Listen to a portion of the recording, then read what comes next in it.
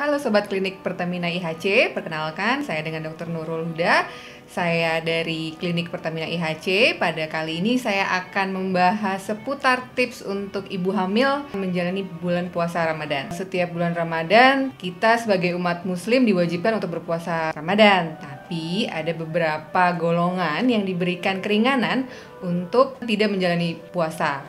Nah, diantaranya adalah ibu hamil dan menyusui. Banyak nih pertanyaan yang sering muncul di DM kita. Boleh nggak sih sebenarnya ibu hamil itu menjalani ibadah puasa? Nah, kita akan memberikan seputar tips untuk ibu hamil selama menjalani puasa Ramadan.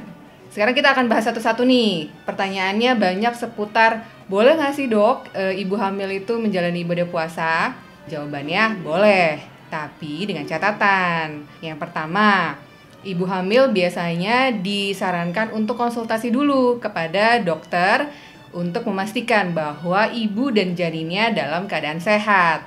Kalau misalnya sudah diberikan lampu hijau nih dari dokternya masing-masing, apa aja sih yang harus diperhatikan selama menjalani puasa Ramadan? Yang pertama adalah dari konsumsi makanannya. Kalau misalnya ibu hamil biasanya kalori yang dibutuhkan dalam rata-rata per hari adalah 2.500 kalori. Nah, itu harus diperhatikan keseimbangan gizinya.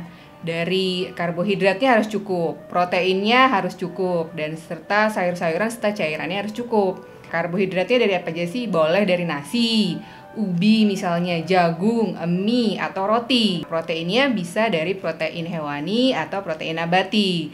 Hewaninya bisa dari ayam misalnya, telur, ikan, atau daging. Kalau protein nabatinya bisa dari kacang-kacangan, tahu, tempe. Jangan lupa memasukkan sayuran dan buah-buahan. Selain makanan yang dikonsumsi, kita juga perlu nih memperhatikan kondisi-kondisi pada saat ibu hamil dibolehkan untuk buka puasa. Misalnya, kalau muntah-muntah misalnya lebih dari 3 atau 4 kali. Nah, kondisi ini bisa menjadi ibu hamil itu mengalami dehidrasi. Apa aja sih dok gejala-gejala dehidrasi pada ibu hamil? Biasanya ibu hamil tuh akan merasa kok gampang banget aus ya padahal udah minum gitu. Atau misalnya ternyata selama puasa kok ini buang air kecilnya kok sedikit ya dok gitu. Atau misalnya kok ini keruh, yang harusnya kan misalnya buang air kecil tuh harusnya berwarna bening ya, yang normalnya. Itu harus diwaspadai.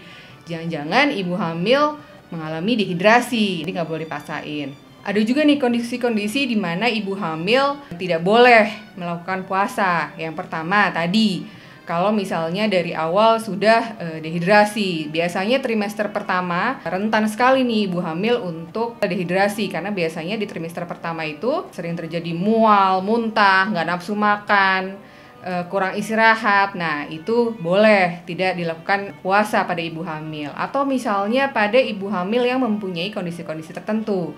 Misalnya diabetes. Nah, kalau diabetes kan ibu hamil tuh harus minum obat secara teratur ya. Atau misalnya pada saat puasa tiba-tiba flek atau perdarahan. Nah, itu juga boleh untuk tidak melanjutkan puasanya.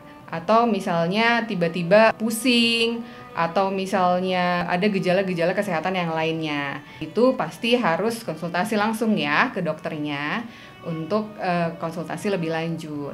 Kalau misalnya ibu hamil puasa, gimana sih dok pengaruh ke janinnya gitu. Nah, selama ini sih nggak ada ya penelitian yang menyatakan kalau misalnya ibu puasa janinnya bisa lebih buruk dibandingkan ibu hamil yang tidak menjalankan puasa gitu. Jadi asalkan kondisi janin dan ibunya sehat pada saat nanti melahirkan, insya Allah janinnya akan tetap sehat gitu. Terus sekarang akan ada dikasih tips-tips selama ibu hamil melakukan puasa.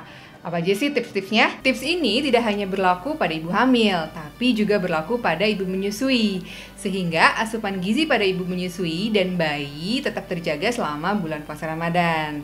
Nah, untuk bayi, Klinik Pertamina IHC Bintaro yang alamatnya di sini nih, itu mempunyai layanan terbaru namanya Baby Spa. Layanan Baby Spa ini penting loh ibu-ibu untuk menstimulus perkembangan motorik bayi. Jadi, selama bulan puasa ini ibunya sehat, bayinya juga sehat. Untuk ibu-ibu yang masih banyak pertanyaan, yang pertanyaannya belum terjawab di podcast ini, ibu-ibu bisa langsung datang loh ke klinik Pertamina IHC terdekat dari rumah ibu-ibu. Jadi nanti kita bisa membantu ibu-ibu untuk menyambungkan ke dokter spesialis kandungan di Rumah Sakit IHC seluruh Indonesia melalui portal rujukan IHC Telemed.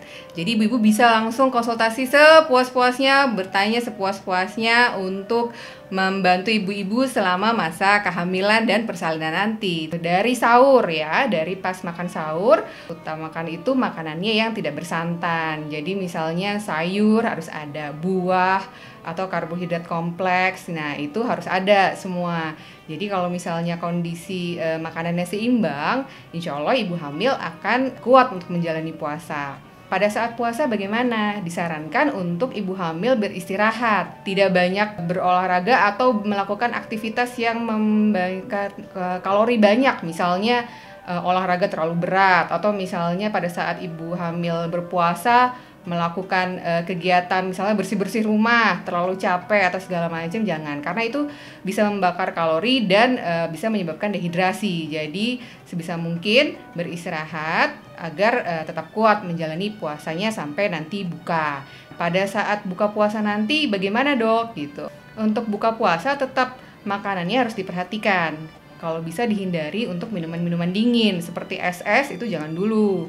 Jadi kalau bisa diawali dengan minuman yang hangat, teh manis hangat boleh atau kurma boleh gitu untuk mengisi cadangan energi yang tadi sudah dibuang selama berpuasa. Makanannya juga tetap diperhatikan untuk keseimbangannya. Jadi kayak misalnya karbohidrat, sayur-sayuran, dan minumnya harus cukup untuk mengganti cairan yang terbuang selama bulan puasa.